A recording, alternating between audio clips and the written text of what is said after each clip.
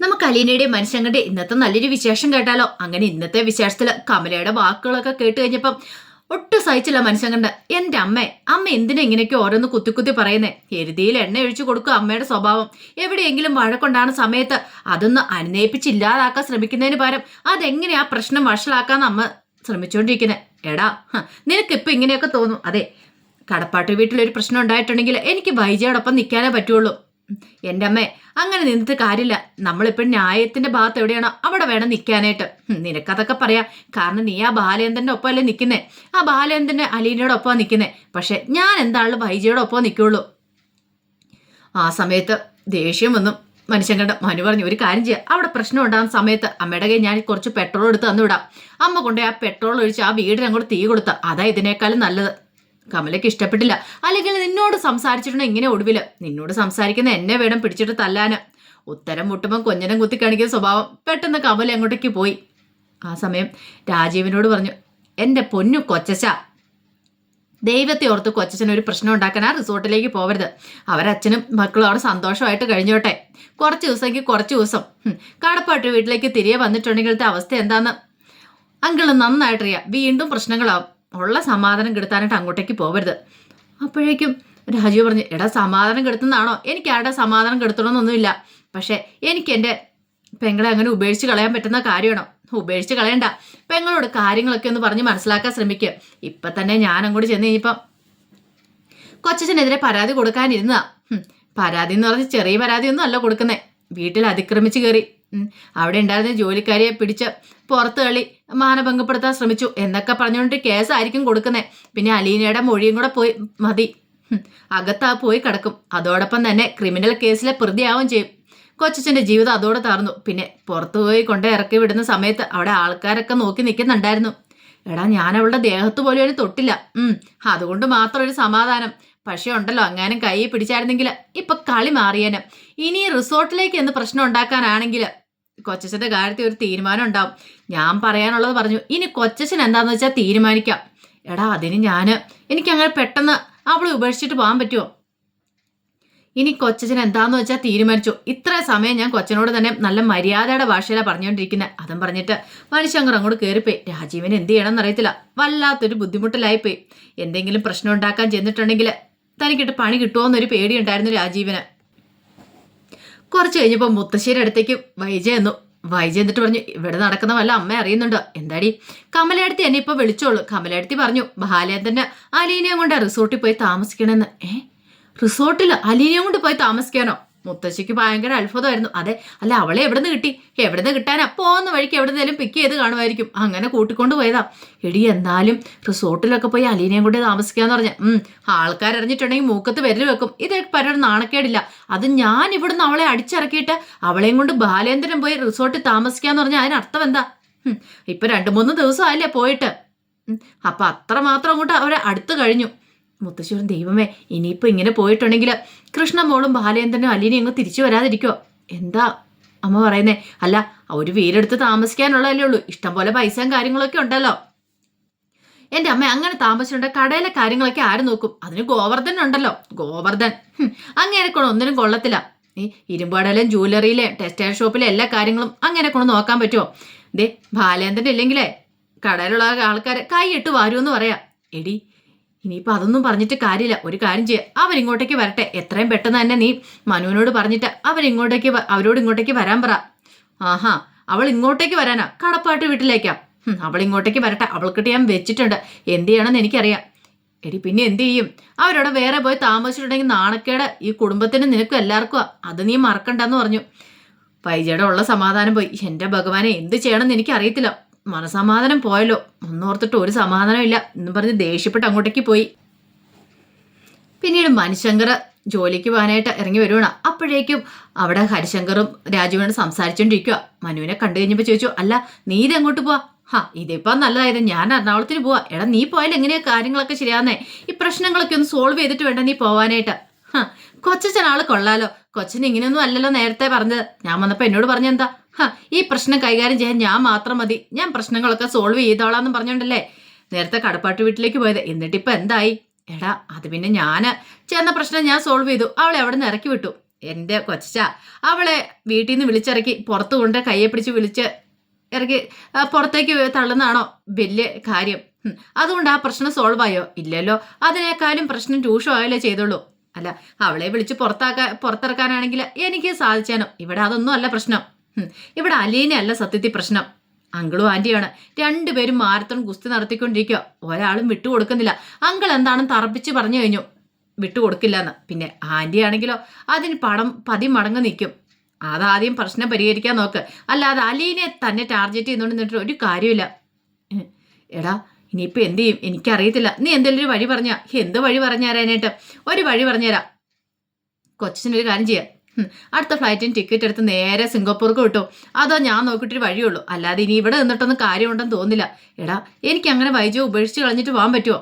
ഇല്ലെങ്കിൽ ഇവിടെ തന്നെ നിൽക്കേണ്ട വരും. പിന്നെ പോക്കൊന്നും നടക്കത്തില്ല. അറിയാലോ, എന്തേലും പ്രശ്നത്തിൽ പോയി ഇടപെട്ടിട്ടുണ്ടെങ്കിൽ ഇനി അവർ വല്ല പരാതിയും കൊടുത്തിട്ടുണ്ടെങ്കിൽ കൊച്ചിൻ്റെ പോക്കും നിൽക്കും. ഞാൻ പറയാനുള്ളത് പറഞ്ഞു. എനിക്കിനി ഇവിടെ എന്താണെന്ന് നിൽക്കാൻ പറ്റില്ല. ഞാൻ പോയേക്കുക. പിന്നെ അടുത്ത ആഴ്ച വരും, അപ്പം കാണാമെന്ന് പറയാണ്. അങ്ങനെ അതും പറഞ്ഞ് മനുഷ്യങ്ങളോട് പോയി കഴിഞ്ഞപ്പോഴത്തേനും രാജുവും പറഞ്ഞു, അതെന്താ അടുത്ത ആഴ്ച? മിക്കവാറും മനുവേട്ടന് മനസ്സിലാക്കാണോ ഈ പ്രശ്നം ഇവിടെ കൊണ്ടൊന്നും തീരത്തില്ലെന്ന്. അതാന്ന് ഹരിശങ്കർ പറയാം. എടാ, നിന്റെ മനസ്സിൽ എന്തെങ്കിലും ഐഡിയ തോന്നുന്നുണ്ടോ? ഐഡിയ എന്ന് പറഞ്ഞാൽ ഒരൈഡിയ ഉണ്ട്. എന്താ? നമുക്ക് അവളെ പിടിച്ച് കെട്ടിയിട്ടാലോ? എവിടെയെങ്കിലും തട്ടിക്കൊണ്ടുപോയി കെട്ടിയിടുവാണെങ്കിൽ ബാക്കി കാര്യം ഞാൻ നോക്കിക്കോളാം എന്ന് പറയണം. എടാ, അങ്ങനെയൊക്കെ ചെയ്തുകൊണ്ട് വല്ലതും ആയോ? പോലീസ് കേസും മറ്റോ വല്ല അതിനേക്കാളും വലിയ പ്രശ്നമാവും. പിന്നെ എന്ത് ചെയ്യാൻ പറ്റും? അന്ന് ഒരു കാര്യം ചെയ്താലോ? അങ്ങളുടെ കൈയും കാലും അങ്ങ് തല്ലി ഒടിച്ചാലോ? എടാ, ഇതുപോലെ പൊട്ടത്തരം ഒന്നും പറയല്ലേ. അതൊന്നും വർക്കാവുന്ന കാര്യമൊന്നും അല്ല. നീ വേറെന്തേലും പറ. നല്ല എന്തേലും ഐഡിയ ഉണ്ടേ പറ. അങ്ങനെയാണ് ചിലപ്പോൾ ആലോചിക്കേണ്ടിയിരിക്കുന്നു. എടാ, പക്ഷെ എനിക്കിപ്പോൾ പെട്ടെന്ന് കൈയൊഴിഞ്ഞിട്ട് പോകാൻ പറ്റില്ല. അങ്ങനെ കൈയൊഴിഞ്ഞിട്ട് പോകാനായിരുന്നെങ്കിൽ എനിക്ക് ആദ്യം അങ്ങോട്ട് ഫ്ലൈറ്റ് കയറി പോയാൽ മതിയായിരുന്നല്ലോ. പക്ഷെ ഇതിപ്പോൾ വലിയ പ്രശ്നമല്ലേ. എന്തേലും ചെയ്തേ മതിയാവുള്ളൂ എന്നും പറഞ്ഞുകൊണ്ട് രാജീവൻ ഇങ്ങനെ ആലോചിക്കുക. ഹരിശങ്കർ പറഞ്ഞു, ഞാനും നോക്കട്ടെ, എന്നെ കൊണ്ട് എന്തേലും ചെയ്യാൻ പറ്റുമോ നോക്കട്ടെ എന്നൊക്കെ പറഞ്ഞു. അങ്ങനെ മനുശങ്കർ എറണാകുളത്തിന് പോണ സമയത്താണ് രേവതിക്കുട്ടി മനുവിനെ വിളിച്ചിട്ട് ചോദിച്ചു, അല്ല മനുവേട്ട, ഒരു കാര്യം ചോദിക്കാൻ വേണ്ടി വിളിച്ചാ. ഞാൻ മുത്തശ്ശിയുടെ ഫോൺ നമ്പറിലേക്ക് വിളിച്ചായിരുന്നു. അപ്പം മുത്തശ്ശി പറഞ്ഞു അലീന ചേച്ചി പോയെന്ന്. അല്ല, സത്യം പറഞ്ഞു മനുവേട്ട, അവിടെ എന്താ സംഭവിച്ചേ? മനുശങ്കർ പറഞ്ഞു, കുറച്ച് പ്രശ്നങ്ങളൊക്കെ ഉണ്ടായി. എൻ്റെ അലീന ചേച്ചി എന്തിയെ? നിങ്ങളെല്ലാവരും കൂടെ എൻ്റെ അലീന ചേച്ചി അവിടെ നിന്ന് ഇറക്കി വിട്ടോ? അലീന ചേച്ചി നിങ്ങളെല്ലാവരും കൂടെ കൊന്നു കളഞ്ഞാന്നൊക്കെ ചോദിക്കുകയാണ്. രേവതിക്കുട്ടിക്ക് ഭയങ്കര ടെൻഷനാണ്. മനുശങ്കർ പറഞ്ഞു, അങ്ങനെ എന്തെങ്കിലും സംഭവിച്ചിട്ടുണ്ടെങ്കിൽ ബാലേന്ദ്രൻ ഞങ്ങൾ വെറുതെ ഇരിക്കുമെന്ന് തോന്നുന്നുണ്ടോ? ഒരിക്കലും ഇല്ല. കുറച്ച് പ്രശ്നങ്ങളൊക്കെ ഉണ്ടായെന്ന് ശരി തന്നെയാ. അലീനെ അവിടെ നിന്ന് ഇറക്കി വിട്ടു. പക്ഷെ അങ്കിൾ ആ സമയത്ത് ഇറങ്ങി. അങ്കിൾ ഇപ്പം അലീനയെ കൊണ്ടൊരു ഹോം സ്റ്റേയിൽ ഉണ്ടെന്ന് പറയണം. ഹോം സ്റ്റേയിലോ? മനുവേട്ട, അത് കൂടുതൽ പ്രശ്നത്തിന് വഴി തെളിക്കുമല്ലേ ഉള്ളൂ. കാരണം പ്രശ്നം കൂടുതൽ രൂക്ഷമാകത്തുള്ളൂ. ഹോം സ്റ്റേയിലൊക്കെ പോയി താമസിച്ചിട്ടുണ്ടെങ്കിൽ പിന്നെ എന്താ സംഭവിക്കുന്നത് അറിയാലോ. അത് കേട്ട് കഴിഞ്ഞപ്പോൾ മനുഷ്യങ്ങൾ പറഞ്ഞ് പേടിക്കൊന്നും വേണ്ട. അതെ, സ്വന്തം മകളെ എങ്ങനെ ഒരു അച്ഛൻ നോക്കുന്നത് അതുപോലെ തന്നെ കെയറും കൂടി കൂടിയിട്ടാ നിന്റെ അലീന ചേച്ചിയെ അങ്കിൾ നോക്കിക്കൊണ്ടിരിക്കണേ. അത്ര കാര്യമായിട്ടാ നോക്കുന്നത്. അതുകൊണ്ട് ആ കാര്യത്തിൽ ഇനി രേവതിക്കുട്ടി പേടിക്കൊന്നും വേണ്ട കേട്ടോ. രേവതിക്കുട്ടിക്ക് അല്ലെങ്കിലും ബാലേന്ദ്രനെ ഭയങ്കര കാര്യമാണ്. അലീനെ പറഞ്ഞ് നന്നായിട്ടറിയാം. പിന്നെ ആൾക്കാർ എന്ത് പറയും? കാരണം വീട്ടിൽ വൈജയന്തി ആണെങ്കിലും എന്ത് പറയുന്നൊരു ടെൻഷനുണ്ട് രേവതിക്കുട്ടിക്ക്. അതാണ് പ്രധാന പ്രശ്നം. അപ്പോഴേക്കും മനുശങ്കർ പറഞ്ഞു, അതൊന്നും ഓർത്ത് രേവതിക്കുട്ടി വിഷമിക്കണ്ട. അത്ര സുരക്ഷിതയായിട്ടാ ഇപ്പം അങ്കിളിൻ്റെ അടുത്ത് അലീന കഴിയുന്നേ. ഇനിയിപ്പോൾ അവരവിടെ കഴിയട്ടെ. ഇനിയിപ്പോൾ അങ്കിളിന് ഇനിയിപ്പോൾ കടപ്പാട്ടൊക്കെ തിരികെ വരാൻ തോന്നുവാണെങ്കിൽ തിരികെ വരട്ടെ. മോൾ ഇനിയിപ്പോൾ അതിനെക്കുറിച്ചൊന്നും ഓർത്ത് ഒരു വിഷമം ഉള്ളി വെക്കേണ്ട കാര്യമൊന്നുമില്ല എന്നൊക്കെ പറഞ്ഞ് രേവതിക്കുട്ടിയെ സമാധാനിപ്പിച്ചു. രേവതിക്കുട്ടിക്ക് അപ്പോഴാണ് ശരിക്കും ഒരു സമാധാനമായത്. പിന്നീട് കുറേ സമയം കഴിഞ്ഞ് കഴിഞ്ഞപ്പോൾ രാജീവന് കടപ്പട്ടി വീട്ടിലേക്ക് വരുവാണ്. അപ്പോഴേക്കും വൈജയന്തി ഇറങ്ങി ചിന്തിച്ചു, ആ രാജീവ് വരാൻ പറയണം. അതെ, ഞാനൊന്ന് നിന്നോട് യാത്ര പറയാൻ വേണ്ടി വന്നാ. യാത്ര പറയാനായിട്ടോ? അതെ, ഞാൻ സിംഗപ്പൂർക്ക് തിരിച്ചു പോവാ. അതെങ്ങനെ ശരിയാവും രാജീവ്? എല്ലാ പ്രശ്നങ്ങളും അവസാനിപ്പിക്കാന്നും പറഞ്ഞ് അവിടെ നിന്ന് ഇങ്ങോട്ടേക്ക് വന്നതല്ലേ? അങ്ങനെയൊക്കെ കരുതി വന്ന ഞാൻ അവൾ ഇവിടെ നിന്ന് ഇറക്കി വിട്ടല്ലോ. അതുകൊണ്ട് വല്ല പ്രശ്നം തീർന്നോ? അവളിപ്പോൾ ബാലേന്ദ്രൻ്റെ ഒപ്പം സൂചിച്ചു പോയി ജീവിക്കുമല്ലേ? അതെ, ഞാൻ ഇനി ഇവിടെ നിന്നിട്ട് എന്താ ആവാനായിട്ടാ? അവരിനി പെട്ടെന്ന് ഇങ്ങോട്ടേക്ക് തിരിച്ചു വരുമെന്ന് എനിക്ക് തോന്നില്ല. അല്ല, ഇനിയിപ്പോൾ രാജീവ് പോയതിന് ശേഷം തിരിച്ചു വന്നാലോ? തിരിച്ചു വന്നാൽ അപ്പം നോക്കിയാൽ പോരെ. ഇനിയിപ്പോൾ അവരെന്നാ വരുന്നതെന്ന് ഓർത്ത് ഞാൻ എത്ര ദിവസം ഇവിടെ നിൽക്കാനായിട്ടാ? അറിയാലോ, എനിക്കിനി പോകാതിരിക്കാൻ പറ്റില്ല. എൻ്റെ ജോലി പ്രശ്നമാണ്. ഇവിടുത്തെ പ്രശ്നങ്ങളെല്ലാം തീർത്തിട്ട് ഞാൻ അങ്ങോട്ട് ചെന്നിട്ടുണ്ടെങ്കിൽ അവിടെ എനിക്ക് ജോലിയും കാര്യങ്ങളൊന്നും കാണത്തില്ല. എനിക്ക് റിട്ടേൺ പോകണ്ടേ? അപ്പോൾ രാജീവൻ ഞാൻ എന്ത് ചെയ്യും? ഒരു കാര്യം ചെയ്യും വൈജയൻ, നീ തൽക്കാലത്തേക്ക് കൊല്ലപ്പള്ളി വീട്ടിലേക്ക് പോ. അവിടെ പോകാനോ? ഇനി എങ്ങാനും ബാലേന്ദ്രൻ വരുവാണെങ്കിൽ അങ്ങോട്ടേക്ക് പോയിക്കോ. അല്ല, അവിടെ പോയിട്ട് ഞാൻ എന്ത് ചെയ്യാനാ? തോറ്റു പിന്മാറാനോ? തോറ്റു പിന്മാറാനല്ല, പൂർവ്വാധി ശക്തിയായിട്ട് വരാനായിട്ടാ. നിങ്ങൾ എന്തൊക്കെയാ പറയണേ? അതെ, ഞാൻ ഇതേ വിഷയത്തെക്കുറിച്ച് ശിവേട്ടനുമായിട്ട് സംസാരിക്കട്ടെ. എന്താ വേണ്ടതെന്ന് പിന്നെ നമുക്ക് തീരുമാനിക്കാം. തൽക്കാലത്തേക്ക് ഞാൻ പോകാം. നീ ഒരു കാര്യം ചെയ്യ, ധൈര്യമായിട്ട് അവൾ ഇങ്ങോട്ടേക്ക് വരുവാണെങ്കിൽ കൊല്ലപ്പള്ളിക്ക് പോയിക്കോ, പേടിക്കൊന്നും വേണ്ടാന്ന് പറയണം. ഇതേ രാജീവ്, എനിക്ക് നല്ല ദേഷ്യം വരുന്നുണ്ട്. എല്ലാ പ്രശ്നം അവസാനിപ്പിച്ച് തരാമെന്ന് പറഞ്ഞ് വന്നിട്ടിപ്പം അങ്ങനെയൊക്കെ വിചാരിച്ചാൽ ഞാൻ വന്നത്. ഞാൻ പക്ഷേങ്കിൽ ഉദ്ദേശിച്ച കാര്യം നടന്നു. പക്ഷെ ആ സമയത്ത് ബാലേന്ദ്രൻ പിന്നാലെ പോകുന്നു ഞാൻ കരുതിയോ? ഇല്ലായിരുന്നെങ്കിൽ അവൾ ഈ വീട്ടിൽ നിന്ന് എന്നേ പുറത്തായേനും. ഇനിയിപ്പോൾ ബാലേന്ദ്രന് അവളെയും കൊണ്ട് ഇങ്ങോട്ടേക്ക് വരുമോ എന്ന് പോലും ഉറപ്പില്ല. അതുവരെ എനിക്കിവിടെ കാത്തു കെട്ടി നിൽക്കാൻ പറ്റില്ലല്ലോ. ശരി, ഞാൻ അമ്മയോടൊന്ന് യാത്ര പറഞ്ഞിട്ട് വരട്ടെ എന്ന് പറയണം. അങ്ങനെ മുത്തശ്ശിയുടെ മുറിയിലേക്ക് വന്നു. മുത്തശ്ശി പറഞ്ഞു, എടാ നീ പോകുവാണോ? അതേമേ ഞാൻ പോവുക. നീ രക്ഷിക്കാനാന്ന് പറഞ്ഞ് വന്നിട്ട് എൻ്റെ അമ്മേ, രക്ഷിക്കാൻ ഞാൻ ആരാ?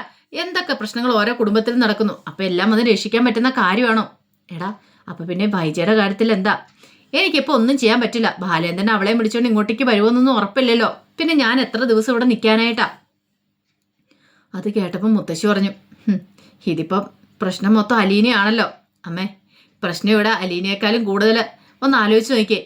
എനിക്ക് തോന്നുന്നു വൈജയും ബാലേന്ദ്രനും തമ്മിലാന്ന് തോന്നേ. അതെന്താടാ അങ്ങനെ പറഞ്ഞേ? അല്ല, ഈ പറയുന്ന അലീനയുമായിട്ട് ബാലേന്ദ്രന് വല്ല അവിഹിത ബന്ധമുണ്ടോ? ഒന്ന് പോടാ അവിടുന്ന്. അങ്ങനെയൊന്നുമില്ല. ആ പെങ്കാച്ച അത്രക്കാരിയല്ല, ബാലേന്ദ്രനും അത്രക്കാരനല്ല. അതെ, ഞാനത് അന്വേഷിച്ചായിരുന്നു. അന്വേഷിച്ചവരൊക്കെ നല്ല അഭിപ്രായം തന്നെയാണ് ബാലേന്ദ്രനെ കുറിച്ചൊക്കെ പറയണത്. അപ്പം അങ്ങനെയല്ലെന്ന് മനസ്സിലായല്ലോ. അപ്പം അത് വൈജയും ബാലേന്ദ്രനും തമ്മിലുള്ള ഈഗോ പ്രശ്നമാണ്. അത് അവർ തന്നെ പറഞ്ഞു തീർക്കട്ടെ. അല്ല, നമ്മൾ ഇതിനകത്ത് ഇടയ്ക്ക് കയറിയിട്ട് ഇപ്പം എന്താവാനെന്ന് എനിക്ക് തോന്നുന്നില്ല. അപ്പം അങ്ങനെയൊക്കെയാണ് കാര്യങ്ങൾ. അല്ലടാ, ഇനി അവരിങ്ങോട്ടേക്ക് തിരിച്ചു വന്നില്ലെങ്കിലോ? വരാതിരിക്കുമെന്ന് എനിക്ക് തോന്നുന്നില്ല.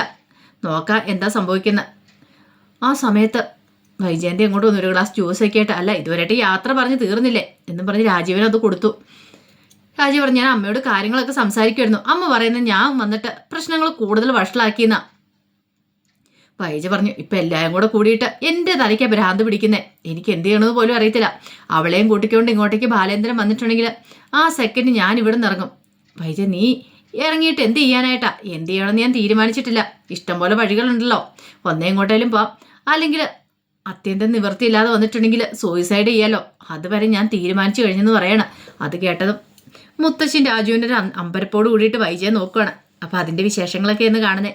ഇതിൻ്റെ ബാക്കി വിശേഷങ്ങളുമായിട്ട് വൈകുന്നേരത്തെ പ്രൊമോയി വരാട്ടോ. ഒരിക്കൽ കൂടി എല്ലാവർക്കും ശുഭദിനം നേർന്നുകൊണ്ട് നിർത്തുന്നു. നന്ദി.